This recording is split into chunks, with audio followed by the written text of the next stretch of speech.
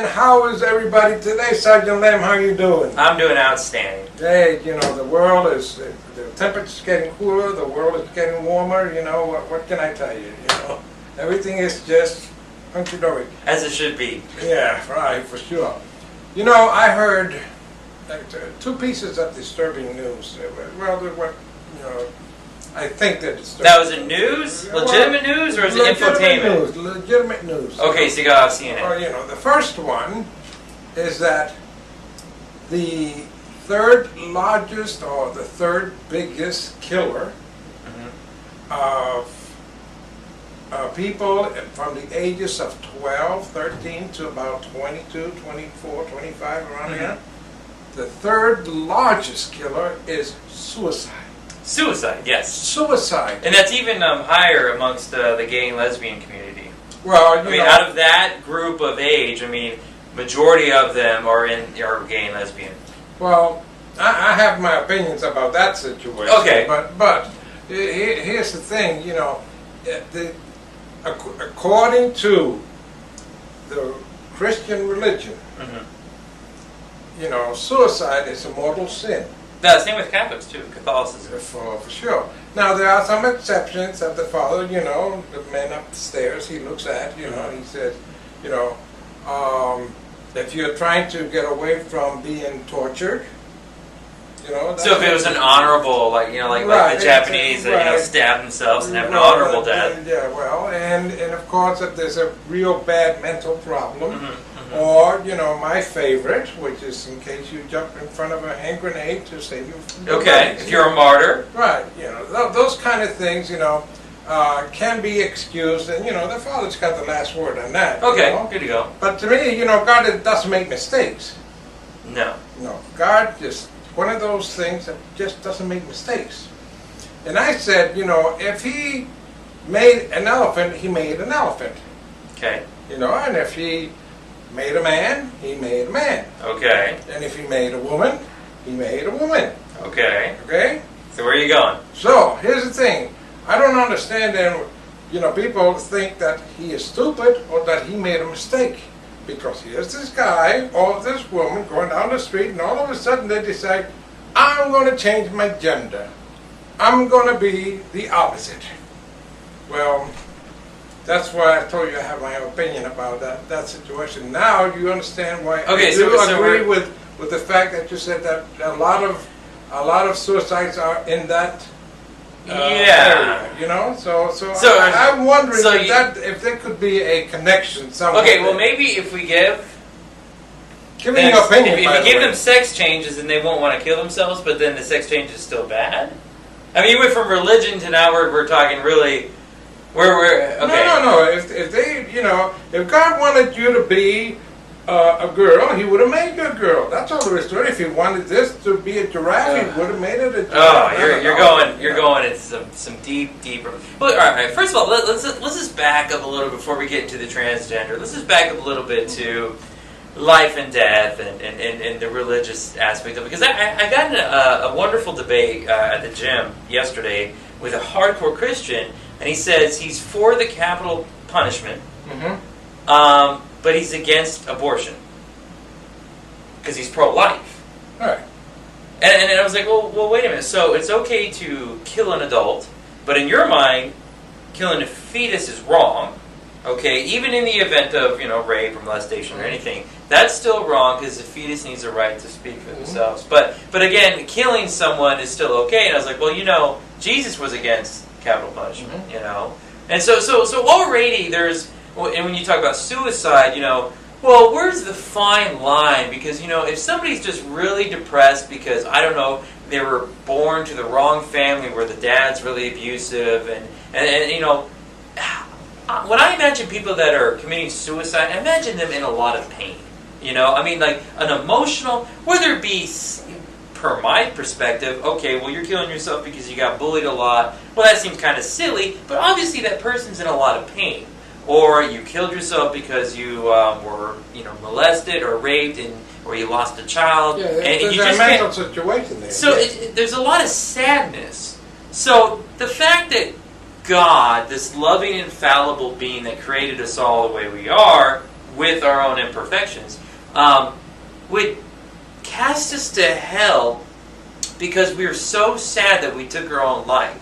You know what I mean? Like I think you would kind of coddle, you would be like, hey, come on, man, I understand, like it just saying that because you killed yourself, you're going to hell. It just seems so harsh and impersonal. Like we're all supposed to have a personal relationship with God and our own spirituality, and that whole whoa, dude.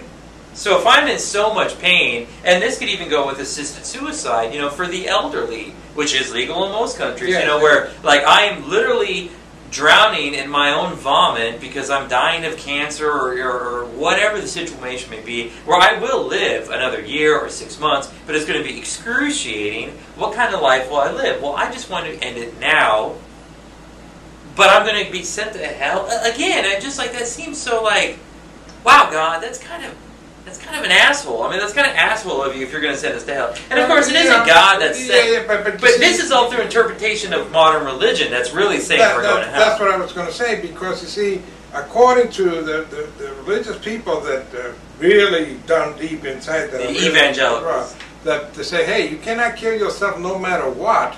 If you're talking about somebody who is, like you say, in real bad sickness, well. To those people, that's preventing yourself from being tortured by your own illness. To those people, let's say, how did you not know? I mean, perhaps you didn't know that maybe God tomorrow was going to heal you. Well, you see, and here's the thing. Okay, if God wanted you to die. Okay, well, if God wanted you to die, then why did Mr. So-and-so senator just have a triple bypass surgery where science removed arteries from his leg and put it into his heart? So, I mean, because that went against God. Right. Because God wanted him to die. That's why he had a cardiac arrest. Right. Okay? So here's a loophole for the transgenders anytime they're being attacked by a religious organization. Okay. Well, if God wanted so-and-so to die, but we fixed it, then that must mean God made a mistake. Because we had to fix it. Well, because this guy was supposed again. Now you're talking of some kind of interpretation here. Well, and that's what it all is. Because we have to interpret everything. Because just like that guy that says, "I'm for capital punishment, but I'm against abortion." Okay, so he just interpreted Jesus, who clearly, in my opinion, stated he's against capital punishment. But he just interpreted it when it was convenient for him, which is what everyone does. Because we're all supposed to have our own relationship with God, in my opinion. But so if we fix several mistakes, and that means by preserving life, when God was intentionally trying to take it, whether that be saving someone from a natural disaster, hey, that guy's stuck in the tree in the middle of the flooding river, should we get a helicopter to go save him? Well, if he's there and that's an act of nature, God must want him to drown. But if we fix these mistakes, then okay, so this person feels so strongly that they were meant to be a woman or a guy, they're just fixing medically the mistake that God did, and apparently, in my opinion, that's technically no different than a triple bypass surgery. In my case, I don't believe God makes mistakes, so I don't think that's a mistake. But hey, let's let the audience send us some emails, see what happens. Okay, all right. Okay? Now, all right. We still have some time, so just I'm going to add a caveat to this. Okay. All right. The bottom line, and let's just look at it from a monetary perspective. Sure. Okay, all right. Maybe through means of torture or war. Actually, let's stick with war.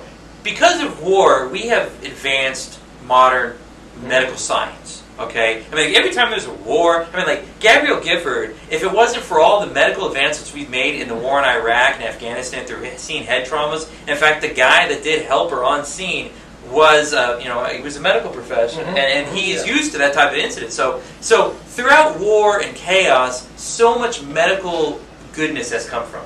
Okay, maybe these sex changes is it innovation at its finest. One person now becomes a happy, productive member of society because they're no longer depressed, maybe using drugs, and maybe they're going to off themselves anyways. But now they're, hey, I always wanted to be a woman, now I'm a woman, now I'm going to go get a job and become a productive member of society. Some doctor now is being innovative and learning something new about human condition, mentally, physically, and how to do these things. We may see a spawn of new medical marvels because of sex change. You know, I mean, like sometimes like Viagra was a side effect. Okay, right? That was like, oh, hey, this is supposed to help your heart. Whoa, look what else it does. So they just market the side effect. I mean, so maybe the sex change is just the side effect. I mean, through medical marvel and science, hey, well, while we were digging around with junks and trying to reattach them and refix them and everything, we realized that we can totally take this artery down here and put it in your heart for triple bypass. So maybe good from a strictly economic, medical science perspective will come from these things, whether you morally, religiously, or sexually, or just ew factor even agree with them or not. Me, I don't care. If you were depressed and now you're happy, live. That's me. That's true. That is the ultimate right there. Yeah. All of this kind of stuff. Listen. Yes. Next week, okay? Yes. I want you to think and get some information there, because during World War II, a lot of, the idea was they bombed the cities, Scorched earth policy, yeah, yes. all the people got killed and everything else, 50,000 civilians here, there. Nowadays, if you kill 2 or 3 civilians, get caught in the middle of a fire. That's bad. Right, then, we're not conquering. We're ostracized and, Remember, we need hearts and minds, but yes, what's your point? The point is this. What war of any kind of political status that you might have given that war, named as that war, does it say that civilians don't get killed? They do. That's the whole thing about it. But does the end justify the means? And just keep one more food for thought, people. World War II was the last constitutionally legal war that the United States has ever been. That's correct. That much, I'll give you these over here. I don't know what they are, but they're not legal. They're not constitutional either. Yeah. So anyway, folks, until the next time, Adrian Dante, Sergeant Lamb. take care now.